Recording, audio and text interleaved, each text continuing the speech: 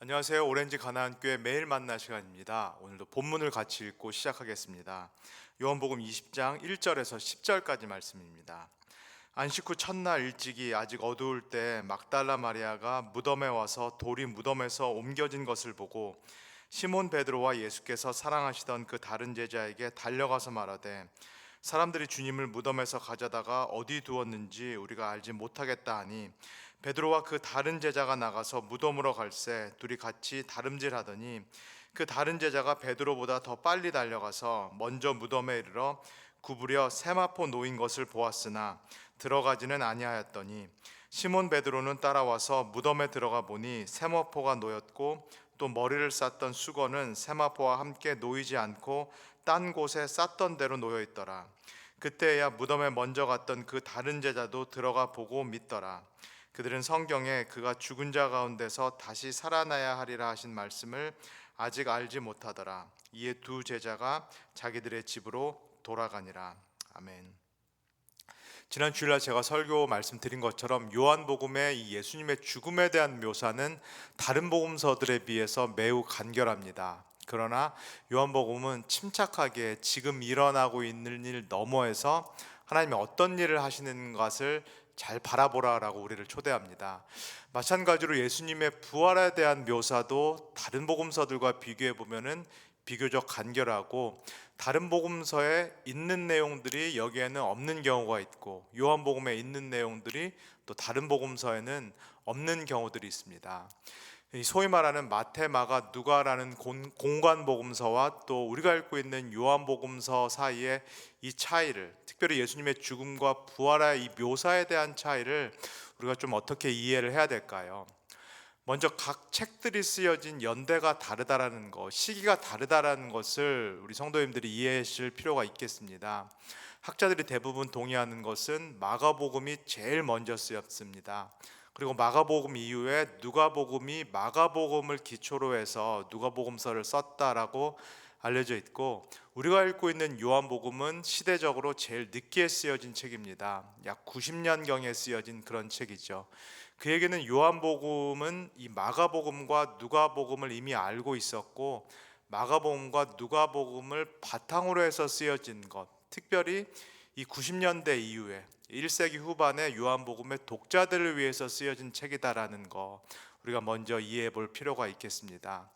예수 그리스도의 죽음과 부활이라는 한 가지 역사적인 사건을 기록하고 있는 책들이지만, 이 공관복음서들과 요한복음이 신학적인 관점의 차이가 있다, 그리고 시대적으로 차이가 있다, 그리고 서로의 독자들이 조금 다르다라는 것을 먼저 이해해 보시면 좋겠습니다. 그렇다면 이 복음서들 사이에 있는 어떤 차이들, 다름, 특징들을 이해할 수 있겠죠. 그러면 어느 게 맞는 것이냐? 공관복음서 묘사가 맞는 것이냐? 아니면 요한복음서 묘사가 맞는 것이냐? 다른 것이 틀린 것이 아니다라는 것도 기억해 보시면 좋겠습니다. 예수님의 한 가지 역사적인 사건을 여러 다양한 관점으로 묘사를 하고 있고, 요한복음도 마찬가지로 자신의 신학적인 관점으로 이 사건을 그리고 있기 때문에 오히려 우리로 하여금 예수 그리스도의 죽음과 부활의 이 신비의 깊은 측면, 다층적인 측면을 더 풍성하게 이해할 수 있는 그런 장점이 있다라고 볼 수 있겠습니다. 그런 마음을 가지고 1절을 같이 읽겠습니다. 안식 후 첫날 일찍이 아직 어두울 때 막달라 마리아가 무덤에 와서 돌이 무덤에서 옮겨진 것을 보고 시몬 베드로와 예수께서 사랑하시던 그 다른 제자에게 달려가서 말하되 사람들이 주님을 무덤에서 가져다가 어디 두었는지 우리가 알지 못하겠다 하니, 6월절 준비기일 금요일이죠. 금요일 아침에 예수님의 신문이 이루어졌고, 그 당일날 예수님께서 십자가에서 처형됐고, 그 저녁에 예수님의 시신이 내려져서 무덤에 안장이 됐습니다. 그리고 6월절 대안식일이 지났고, 지금 시간은 안식일이 지난 약 새벽 3시에서 6시경 그 정도로 추정이 됩니다. 그리고 여기서 나오는 막달라 마리아는 정확히 누구인가요? 예수님께서 십자가에서 죽으실 때 예수님 근처에 있었던 3명 또는 4명 중에 한 여인으로 추정이 되는 인물입니다. 그리고 누가복음서에서 예수님께서 7 귀신이 들어간 그 여자를 고쳐주셨다라는 그 기술이 나오는데요. 그 막달라 마리아, 누가복음에 나오는 막달라 마리아가 이 요한복음서에서 나오는 막달라 마리아입니다. 이 막달라 마리아는 안식일이 지난 바로 그 새벽에 왜 예수님의 무덤에 달려갔을까요? 예수님의 무덤을 확인하고 또는 예수님의 시신에 더 많은 향품, 향료를 넣기 위해서 간 것으로 보여집니다. 그러나 도착해서 이 막달라 마리아가 발견한 것은 예수님의 무덤이 비었다는 것. 돌문이 굴러져 있고 무덤이 비어졌고 예수님의 시신이 거기에 없다는 사실입니다. 제가 오늘 저녁 수요 예배 때도 또 말씀을 드리겠지만은 막달라 마리아는 이 무덤이 빈 것을 보고 예수님이 부활하셨다라는 생각을 전혀 하지 못했습니다. 첫 번째 번뜩 든 생각은 누군가가 예수님의 시신을 훔쳐간 것이 아닌가, 그 생각이 버뜩 들었습니다. 그래서 정확히 제대로 확인하지도 않고, 그 안을 제대로 확인하지 않고 그 생각 때문에 지금 예수님의 제자들에게 알리러 달려가고 있는 그런 모습입니다. 3절에서 5절을 제가 읽겠습니다.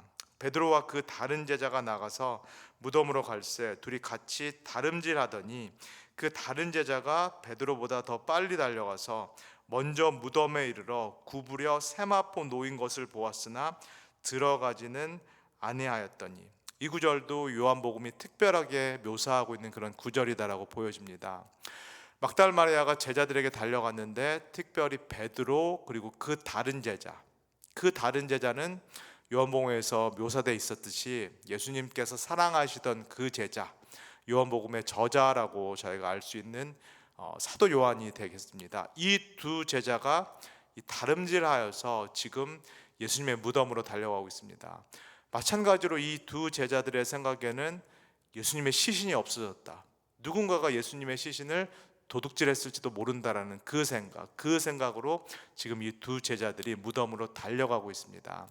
좀 흥미롭게도 마치 요한복음이 이 베드로와 그 다음에 예수께서 사랑하시던 그 제자가 마치 달리기 경주를 하는 것처럼 그렇게 묘사가 돼 있고, 누가 더 빨리 달리느냐, 그것이 포인트인 것처럼 그렇게 묘사가 되어 있는데요, 사실상 그것이 중요한 것은 아니다라고 보여집니다.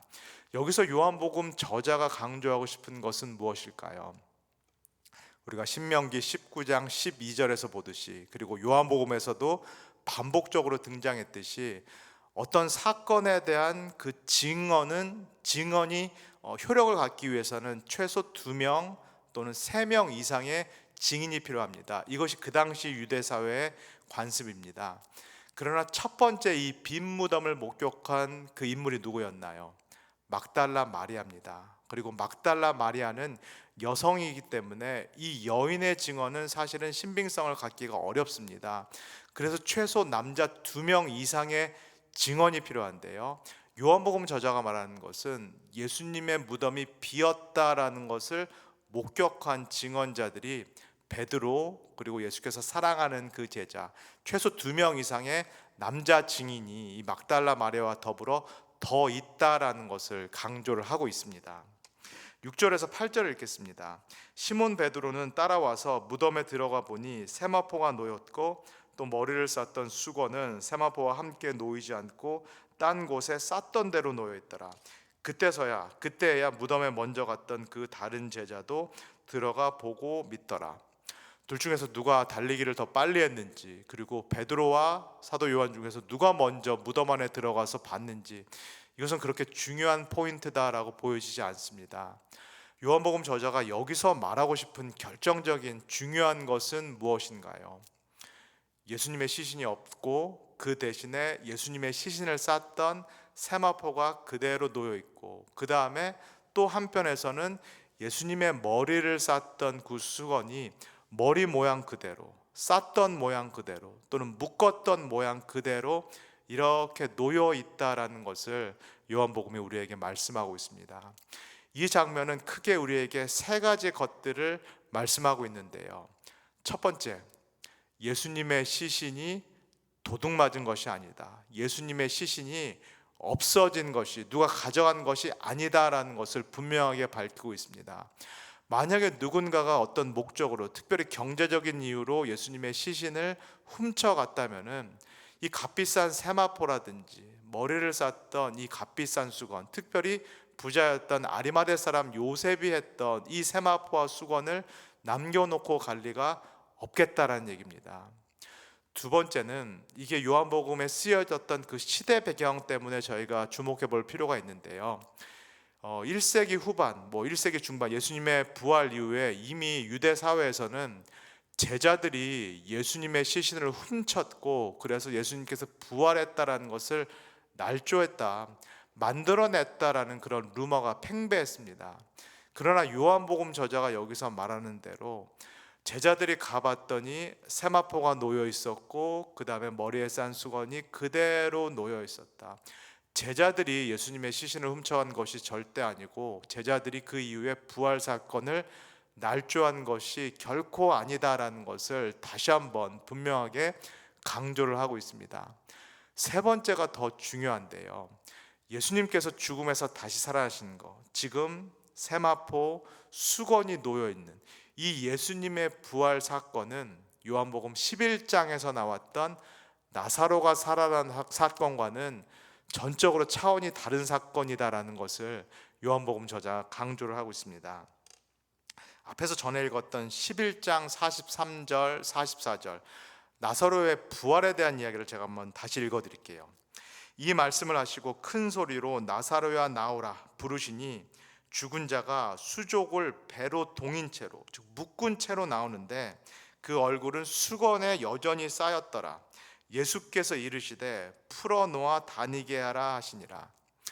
예수님의 부활 사건 묘사와 비슷하게 유사하게 나사로가 죽었을 때도 돌문이 무덤을 막고 있었고, 그래서 예수님께서 돌문을 치우라고 말씀하셨고, 나사로야 나오라 이렇게 죽음에서 예수님께서 나사로를 불러내셨는데요, 나사로가 어떤 상태로 나왔다라고 요한복음은 묘사하고 있나요? 여전히 수건을 감은 채로, 여전히 세마포로 몸을 칭칭 감은 채로, 두른 채로 나사로가 걸어 나왔다라고 요한복음이 묘사하고 있습니다. 그러나 요한복음 20장에서 보는 이 빈 무덤의 묘사는 나사로의 묘사와는 판이하게 다릅니다.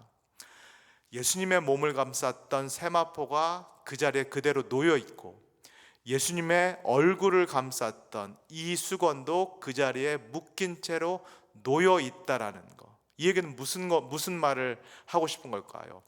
예수님의 시신이 부활하셔서 이 수건과 이 세마포를 빠져나갔다라는 거.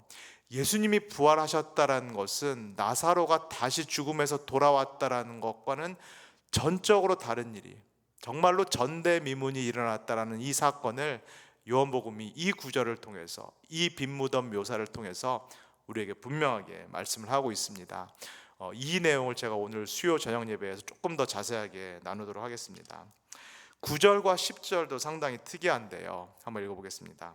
그들은 성경에 그가 죽은 자 가운데서 다시 살아나야 하시라 하신 말씀을 아직 알지 못하더라. 이에 두 제자가 자기들의 집으로 돌아가니라.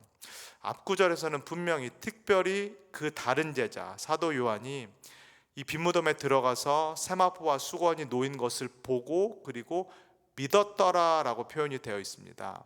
그럼에도 불구하고 이 9절 10절에서는 이 예수님의 제자들이 아직 부활 사건이 일어났다라는 것을 깨닫지 못하더라 또는 믿지 못하더라라고 기록이 되어 있고, 그래서 마치 아무 일도 없었던 것처럼 집으로 돌아갔다라고 묘사가 되어 있습니다.